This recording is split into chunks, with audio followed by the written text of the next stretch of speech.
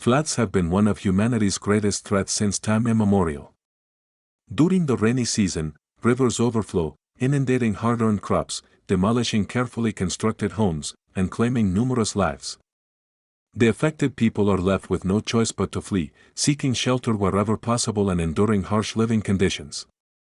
In the era of Emperor Zhao, floods escalated in frequency and intensity. Relentless rain poured from the sky, and the waters of the Yangtze spread across the land. Witnessing the immense suffering of his people, Emperor Zhao was heartbroken. He resolved to take action and commission a man named Gun with the critical task of controlling the floods and safeguarding the populace from further calamities. Gun, a highly capable individual, devised a plan to control the water by constructing high dams on the riverbanks to halt the floods. He led a group of people to begin their water control efforts, using soil, stones, wood, and other materials to build sturdy dams on both sides of the river. Unfortunately, their efforts proved futile.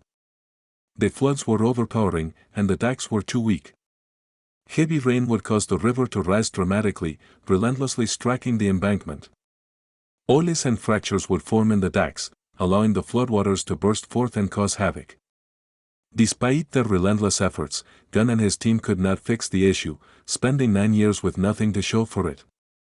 Emperor Zhao grew deeply disappointed and angered by Gun's failure to control the water, perceiving him as an incompetent person who not only failed to conquer the floods but also wasted considerable majuat ben taught the knowledge skills of flood control by his father since childhood. Witnessing the immense power of the floods and experiencing his father's failures and hardships, he understood the gravity of the responsibility and risks he faced. Despite the challenges, Zhao bravely accepted the task. Dissimilar to his father, he believed that merely blocking the flow of water would not suffice. He formulated a new water control plan based on natural laws, which involved dredging the river and guiding the floodwaters to the ocean. He believed this approach would fundamentally solve the flood problem. To put his plan into action, Zhao decided to travel throughout the country personally, inspecting terrains, surveying river courses, and developing detailed water control plans.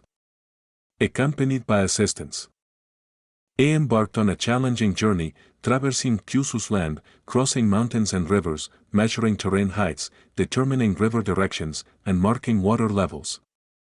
Undeterred by hardships and difficulties, they endured various weather conditions, never ceasing their efforts. They slept outdoors, subsisted on wild fruits and vegetables, and drank river and spring water. Their hands bore cuts from stones, their feet pierced by thorns, and their bodies covered in wounds. Their clothes were soaked with sweat, caked with mud, and torn by the wind. Despite the challenges, they persevered, driven by hope and determination. During his journey, Zhao encountered numerous dangers and difficulties. He faced ferocious wild beasts and had to confront dangerous bandits, engaging them in negotiations and tactical battles. Additionally, he had to handle flood-related disasters, organizing rescue efforts. Throughout these crises, Zhao displayed extraordinary courage and wisdom. Unfazed by sacrifices, failures, or challenges, he earned the respect and trust of the people through his actions. Upon completing his investigation, Zhao initiated flood control work. He followed his well-devised plan, digging ditches, constructing dikes, building sluices, dredging rivers, and guiding floods in various locations. Zhao collaborated with everyone, providing direction at the front, support at the rear, and coordination in the middle.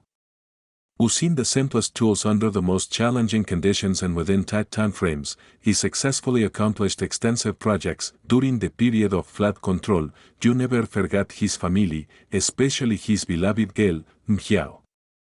Mhiao was a beautiful and kind woman who deeply loved Zhao and supported his cause of water control. She fervently prayed for his safe return. Zhao, though, longed for Mhiao, but he understood that he couldn't prioritize personal happiness over the destiny of the nation.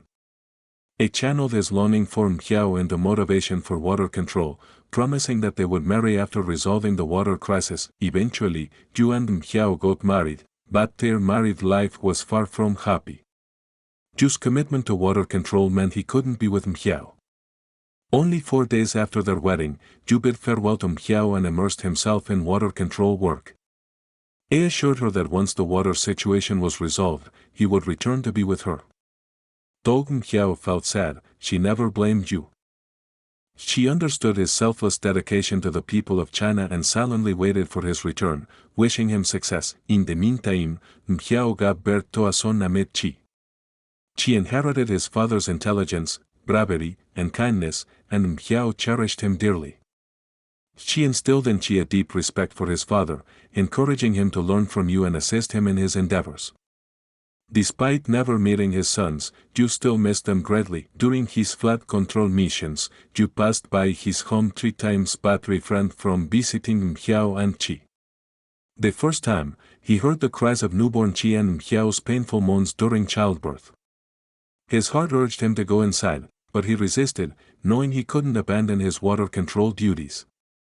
He promised himself he would visit them after successfully resolving the floods. On the second occasion, Qi was already a young boy who excitedly ran to meet his father. Yu was comforted by Qi's presence but refrained from entering the house. He witnessed the joy and anticipation in Mhiao's eyes, but he knew he couldn't give up his responsibilities. When passing by the house for the third time, Qi had grown into a handsome young man. Seeing Qi and Mhiao, Yu felt a mixture of emotions, longing to spend time with them. Yet, he reminded himself of his duty to the people and the ongoing flood control mission. He couldn't forsake righteousness for personal affection. With determination, he promised himself that once the water was fully controlled, he would return to be with his family. In this way, Yu continued his work, driven by the weight of his responsibilities, his love for Mhiao, and his dedication to the welfare of the people. After 13 years of unwavering determination, Yu finally accomplished the monumental task of flood control. Through his wisdom and courage, he redirected 9 major rivers, 300 smaller rivers, 3,000 streams, and 30,000 ditches, channeling the floodwaters into the ocean.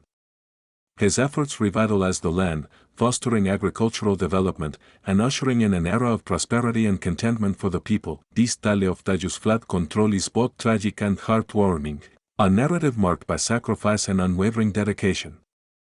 It imparts a valuable lesson. For the greater good of the nation, personal and familial happiness may sometimes need to be set aside. This epitomizes a selfless and noble spirit, yet it also represents a sorrowful and burdensome fate. We should revere and honor Yu for his remarkable achievements, while also showing empathy and compassion for the sacrifices he made for the greater good.